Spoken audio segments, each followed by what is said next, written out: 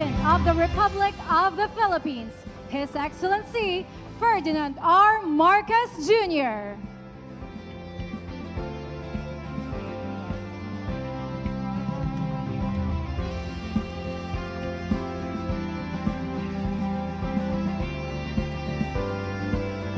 The President shall now inspect the patient transport vehicles or PTVs to be distributed to various municipalities and cities and the provincial governments of Misamis Oriental, Misamis Occidental, Bukidnon, Camiguin, Lanao del Norte, and Lanao del Sur. The President is being assisted by PCSO General Manager Melquiades Robles and PCSO Chairperson, retired Judge Felix P. Reyes.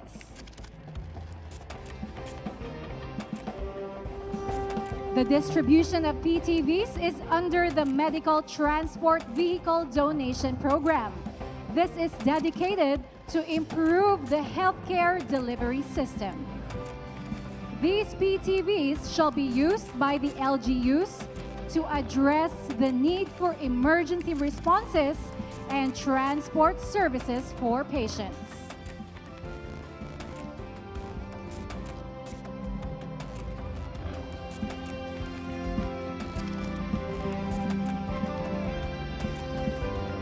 Indeed, these PTVs will be a great help to our LGUs.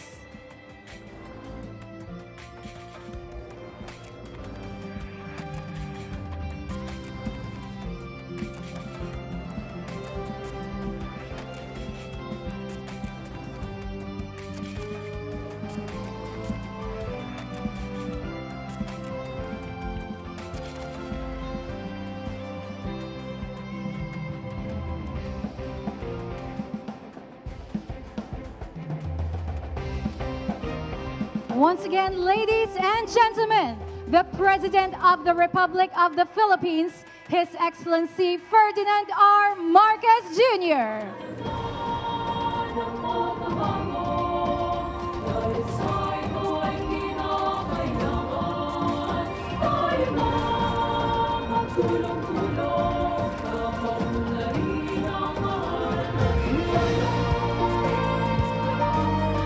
We may now be seated.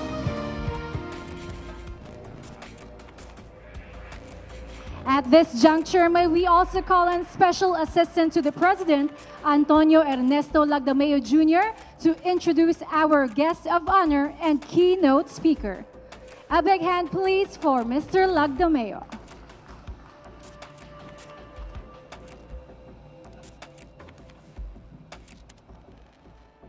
Ladies and gentlemen, the President of the Republic of the Philippines, His Excellency Ferdinand R. Marcos Jr.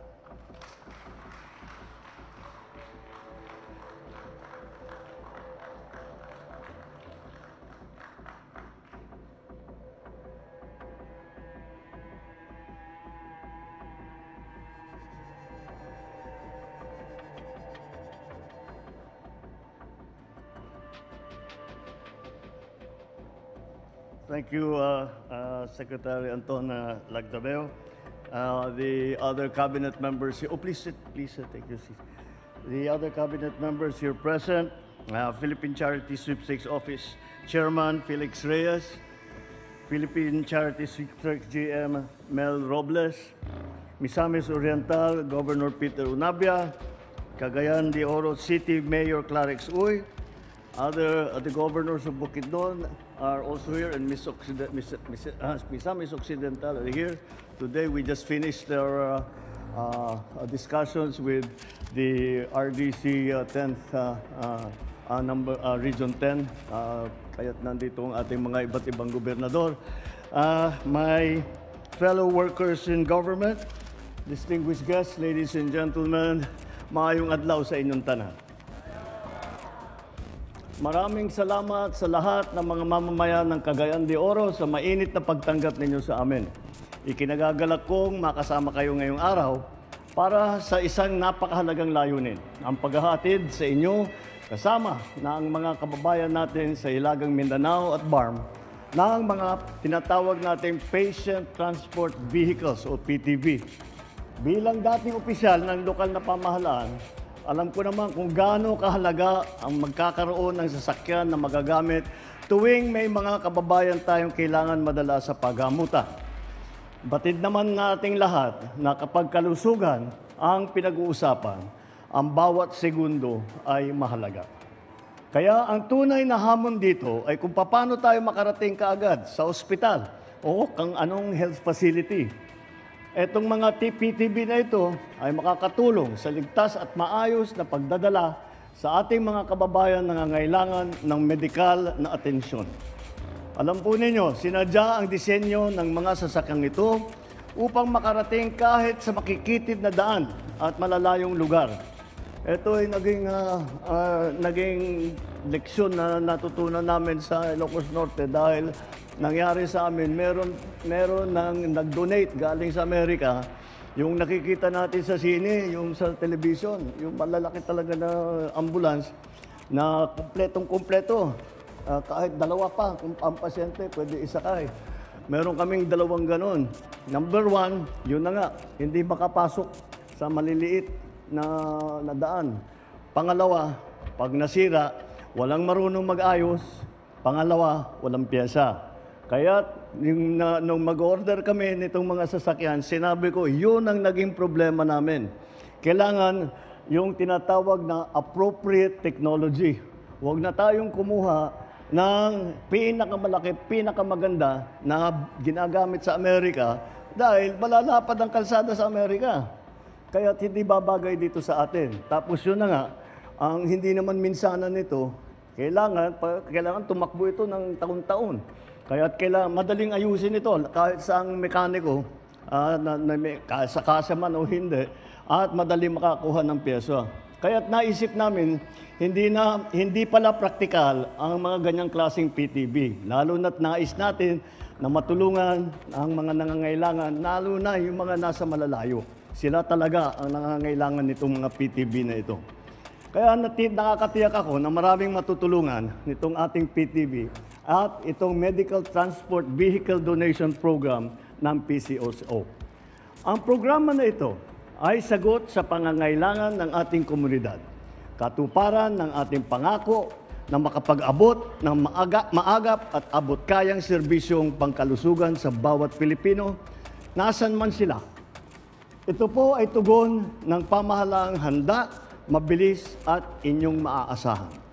Mula noong Hunyo ng 2022, nakapagbigay na po tayo ng 570 PTB sa mga lokal na pamahalaan, maliban pa sa NCR.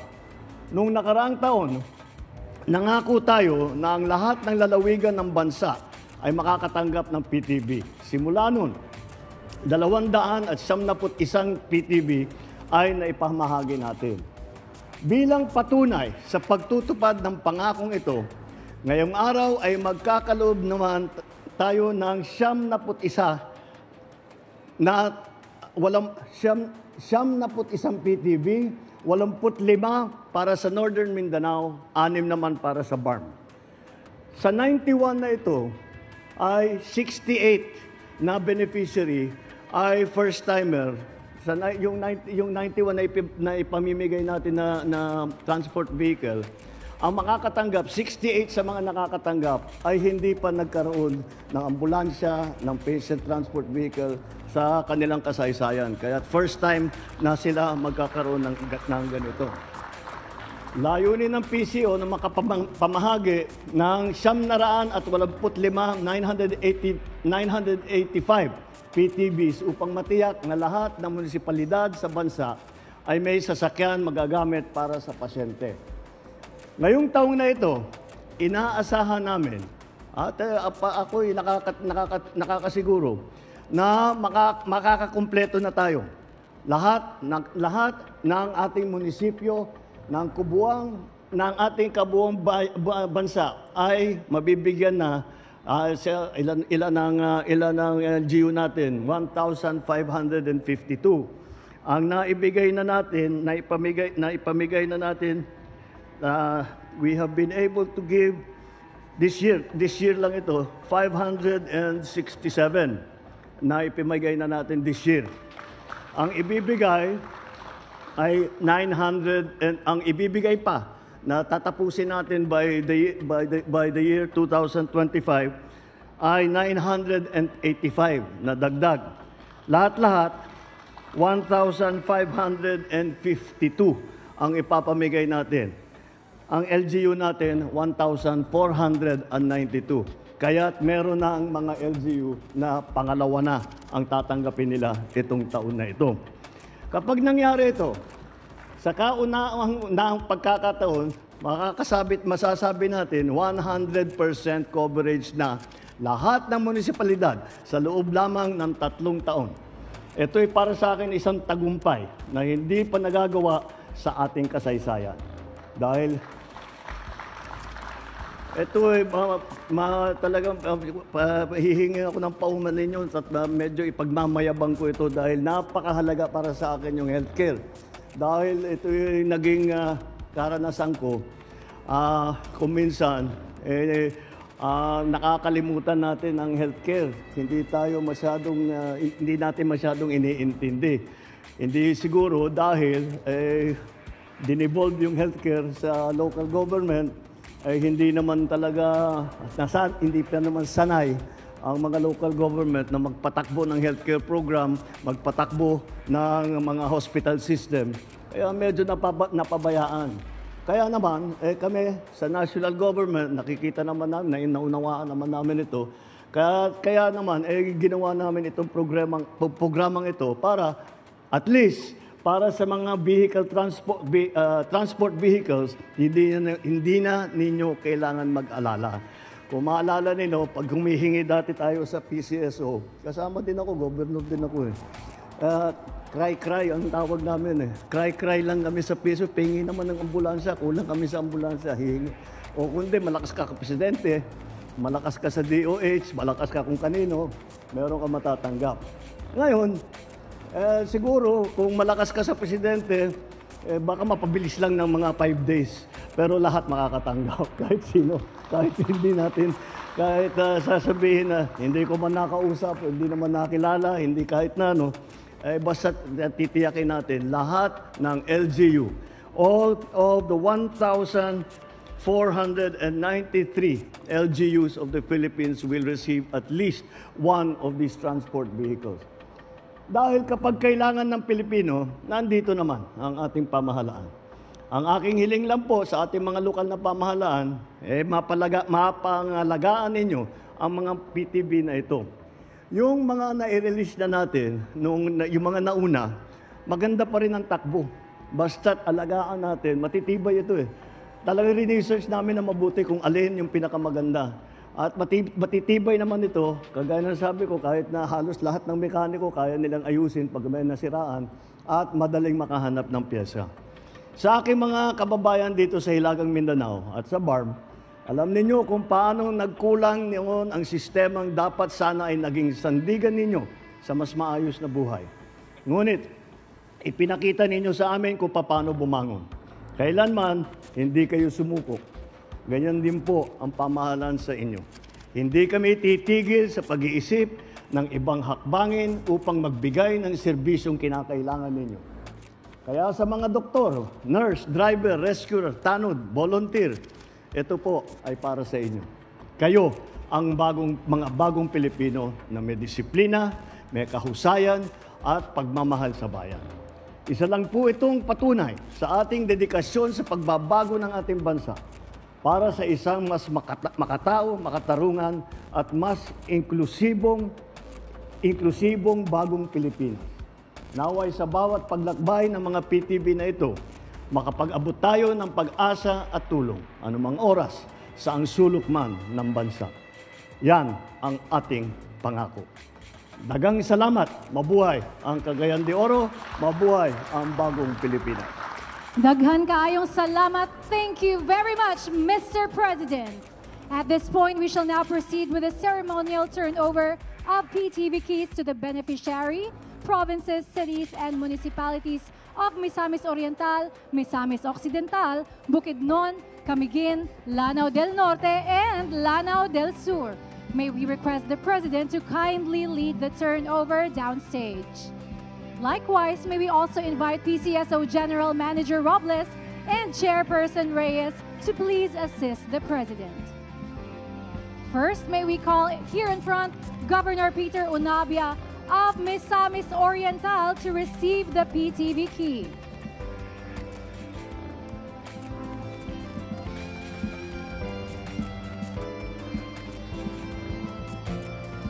Thank you. Up next, may we call Governor Henry Waminal of Misamis Occidental to receive the PTV key.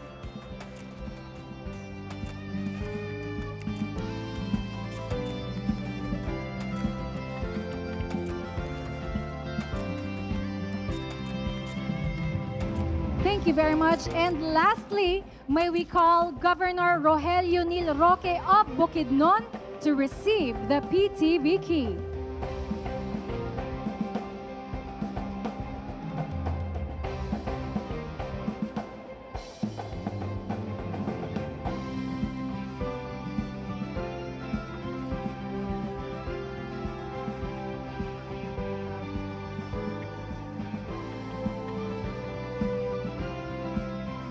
Once again, we have here Governor Rogelio Nil Roque of Bukidnon to receive the PTV key.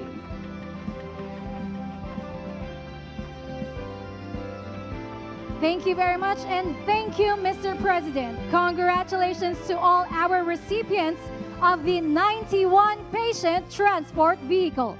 At this point, may we request the President to kindly grant us a group photo downstage. Likewise, he would also invite all our guests to gather here at the center.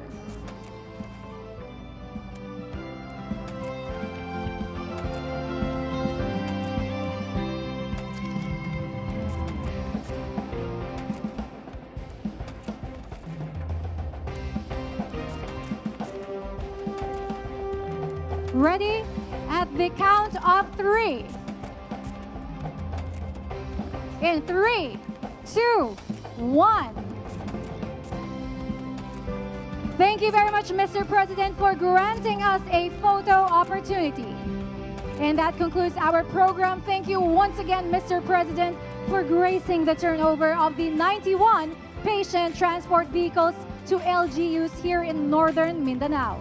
Once again, ladies and gentlemen, the President of the Republic of the Philippines, His Excellency Ferdinand R. Marcos Jr. We would like to request everyone to please remain in your respective places until the President has left the venue. Thank you very much.